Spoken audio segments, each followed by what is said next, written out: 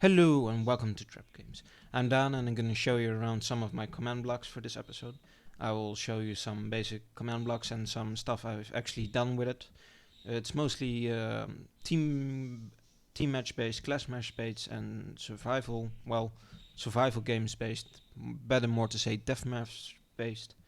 And I'm going to show you some little stuff. So let's get started. I will start with the deathmatch selection, which is this really nice contraption here. This allows you to sort one player into one section at a time. So if you enter this, you actually get sorted to the farthest open spot. So let's say this one is taken and this one is taken, and I jump in again. You actually see an error. I will come to that later. You see I actually came on to the one that was the farthest tree. Now if this one disconnects, so to say, the player that's on that pressure plate disconnects, the person that was behind him will teleport here, and this will go for all the players in line. So if one moves, everyone moves one. Now, as you saw, this piston here had an error. That's just basically a timing error, and you can solve it by using some repeaters, but that makes everything bigger, and that's not something you want. So, what I've done was I used the new repeater locks instead of pistons, and it works quite well. It doesn't work as fast as pistons, but still it's quite a good speed, and I just missed. And if we go in, there you can see we actually jumped nicely to piston and to pressure plate to pressure plate. You actually can see, like, if you're here, that repeater gets locked, so the signal won't be able to get into the command block. One problem I actually noticed, that's also another problem with the first design, is you noticed my screen went black because there is black wool on top. It doesn't matter which block it is, it's just I choose black wool. But the problem is, what happens, you're inside the block for just a brief moment, and that leads to suffocation problems. So if I jump myself into survival mode, sorry, you actually see I'm getting hurt pretty bad here because of stuff happening. And if I can delete that, that gives a lot of damage, and that's something you don't want at the start of a match, and will give disadvantage for the person who stands here who got no damage to the person who has been hitting his head all along the way. Now this is something command block wise you can solve, because if I just turn on I've turned off command block output because of this reason. It's something I can do recommend, because you will see these messages every time. All these messages here, you will all see them every time you jump, so to say. Well, every time a person jumps in, and like you can see here, and this is the difference. You can see here it says 9.0 and here it says 9.5. What standard teleportation does nowadays is it teleports people. If you say, like, teleport me to I don't know, this, it will teleport me to, it will add or subtract a half of it, and that's quite annoying, because finding the correct position of this pressure plate was quite a hell, and I always overjumped. And but once you get the location of the pressure plate, you can just save, well, coordinates change on the Z axis here, so we're just gonna say it's counting up. So that's, let's say this is 30, and then this is 31, this is 32, 33, and there you have your block. So it's just adding 3 every time onto that. So that's quite easy to solve. And the actual command itself is just /TP at P, which is the closest player or the nearest player to this coordinate, with a radius of 1. So this coordinate is this pressure plate, where this pressure plate is located, with a radius of 1. So it looks for everyone around this block, so to say, at that height. And if there's a player, he will be teleported all along the way. That's why I got 2 spacings, because you got this pressure plate detects here and this pressure plate detects here, but they don't overlap, so you won't have any errors. Then you teleport just to the next pressure plate, and you do that for every command block. So this command block takes that player and puts it on there, this command block puts the player from there to there, and so you continue and you continue. Well, once you're full, you just teleport every player out from their spot onto the map where they should go. So then that's a simple just TP take from pressure plate to their location. Now the thing I changed in the repeater log settings was, if we look, it's the same thing for looking where pressure plate is, but here's the change, the 0.0.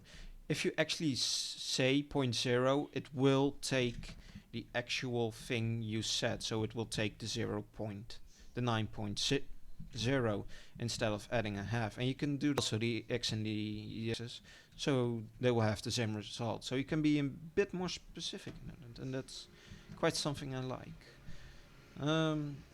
This command block here is just simple for jumping or putting people into this array. I will put command blocks out now because I find it quite annoying when you're practicing with this kind of stuff.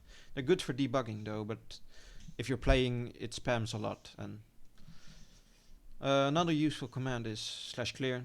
It clears all your clears your complete inventory, and yeah, quite useful for if you don't want players to have. You can also say if persons don't want to have certain items, and you just say clear at player, and then item number, and then data value they might have, so you can take out certain color for the colors of wool. This next bit is player selecting which players can go into this player sorting system. I'll call it a selector. Basically I use this area. This area is made by you just using this command block. It says at which closest person is, say, the middle of this area, and then take a radius. And it will also look for players, that's the M for, M is game mode, for everyone who is in game mode 0. So that means game mode 0 is survival. So everyone in survival will be taken in. That means ops who are in game mode 2 will not be teleported in, so they can't mess up the whole process. I will just activate this clock here. And if I go into game mode 0, you will actually see it will shout out my name. And if I'm outside, it doesn't do it. And it doesn't also count when I'm on the red line. And if I jump back in, we'll start outputting my name, and so on. Now that's the say command. I also got here a teleport, which does a @r, which is a random player. So it selects a random player out of this area and puts it there. So you got not the person who's closest will go into it, but just a random person. So it doesn't mean if you're late, or it does. You don't. There's no contest in who's first there. And the first person can be the last person to put in, so to say. And they teleport them to that location. Now this teleportation is a bit different. It only teleports people who are in game mode 2. And game mode 2 is the survival game mode. That means only people who cannot break stuff are allowed. So if I'm just enter game mode, you can see I cannot destroy anything, though I can interact with, say, Redstone. And everyone who is in survival will be able to break blocks. So if you're in there, you can break the glass and escape and mess things up. So I say only teleport people who cannot break stuff in it. Now if you start with, say, everyone is in game mode 0, so in survival, but you also want to make sure everyone is dead, you can use this command block, this command /game mode, then 2, which is the adventure game mode, and that all players who have a survival game mode, so everyone who's in survival, will turn up into a adventure. So if I press this, it will say my game mode has been changed, and if I activate this command block, I will be teleported in, and voila. And you can do this over and over until everything is full. And if everything is full, you can just take, say, this output and throw it on this piston, which then will extend, which will make sure, which will happen like this, and there will be no signal traveling along and teleporting people in.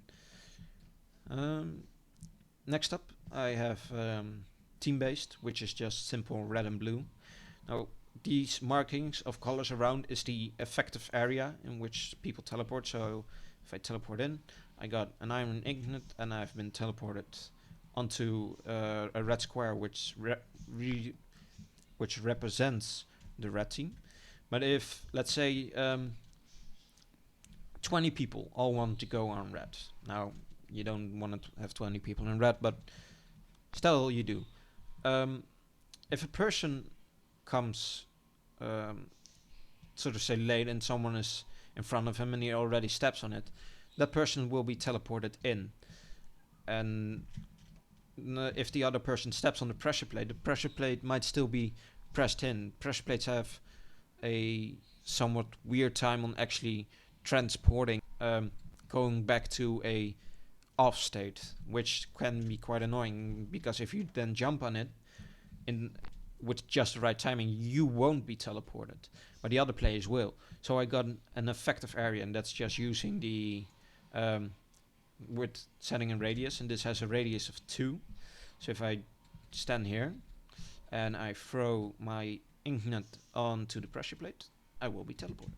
So all players who are gathering around here will be teleported at once, which will leave an empty gap for the next players to, let's say, if you're here, the time you will take to get to the pressure plate back might be enough time for the pressure plate to come back off its off state and teleport you back in.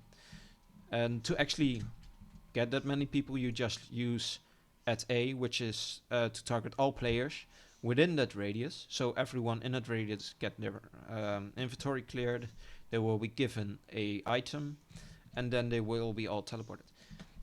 Now it is important, before you teleport people away and you have given them stuff, to have a small delay between, because if you don't, and I can demonstrate that,